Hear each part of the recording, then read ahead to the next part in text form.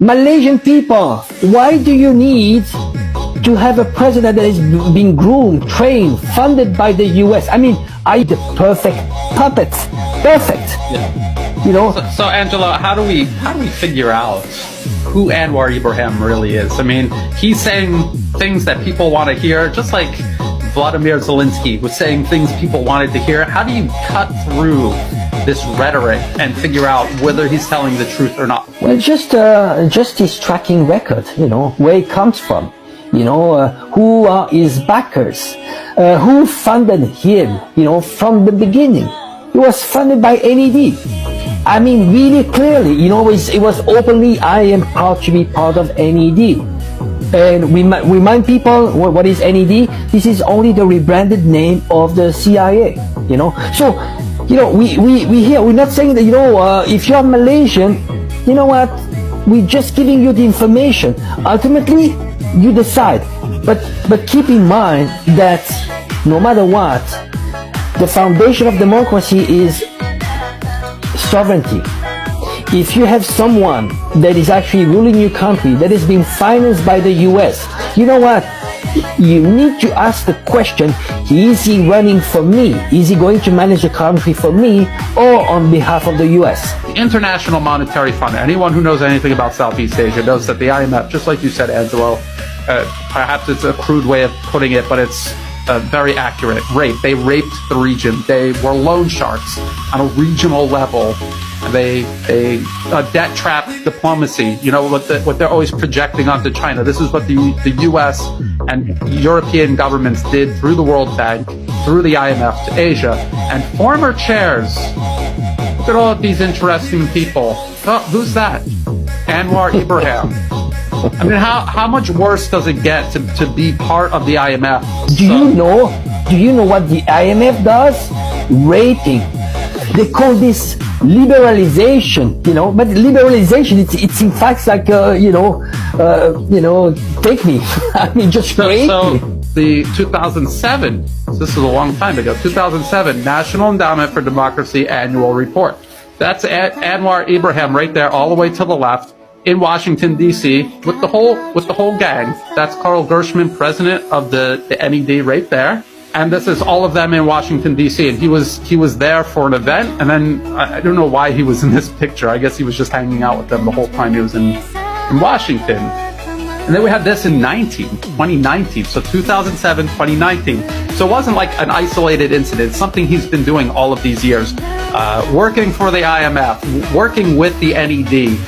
No, so when you have someone that you elected that is actually financed by those very powerful big corporation, IMF, World Bank, and also the US, you know, US interest, NED, and so on. That's the, you know, that is the, how can I say, the globalist agenda. You know, they're working for the globalist agenda, not for Malaysia. No one seemed to know that Malaysia Kini was funded by the US government.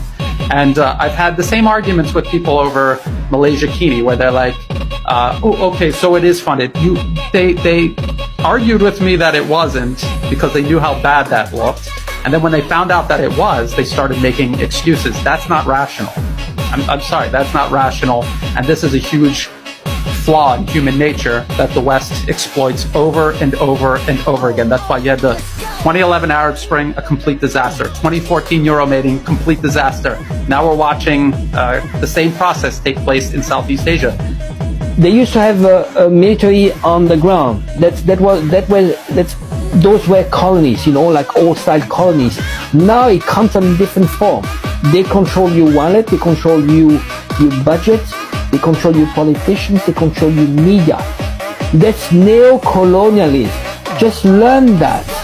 What they were trying to do in Myanmar, Cambodia, Thailand, Vietnam, they're trying to overthrow governments that want to work with China, and they want to put in obedient client regimes that will irrationally cut their ties with China and open themselves up to exploitation by the West. That is exactly what is going to happen.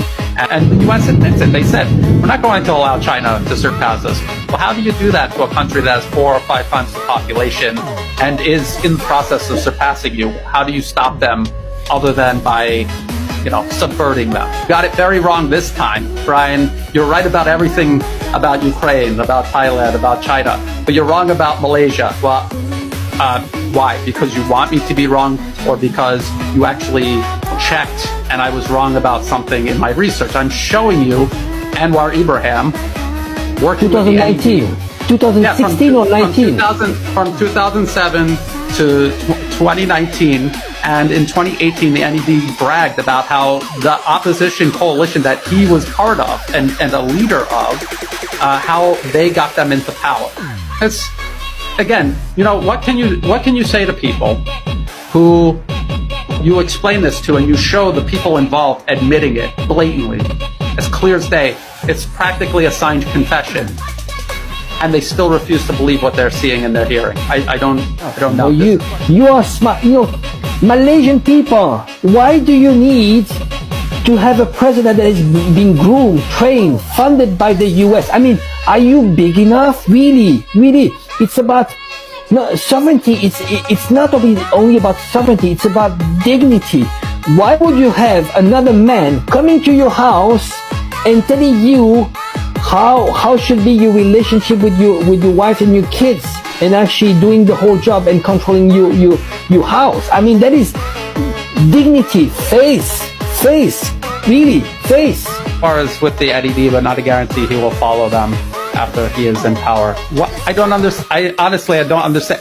History, as our guide, shows that every single person who is groomed by the NED, when they get into power, they will nosedive the country into disaster. That's what they do, unless opposition in that country stops them. This is the only hope for Malaysia at this point. Anwar will not have a chance to do things for the National Endowment for Democracy. His majority is slim. So this is the only hope Malaysia has, is that the opposition can keep him in check. The only thing that stops him from destroying the country. But like you said, Angela, sometimes things happen so incrementally and slowly, people don't even notice it. Everybody jump up, jump up.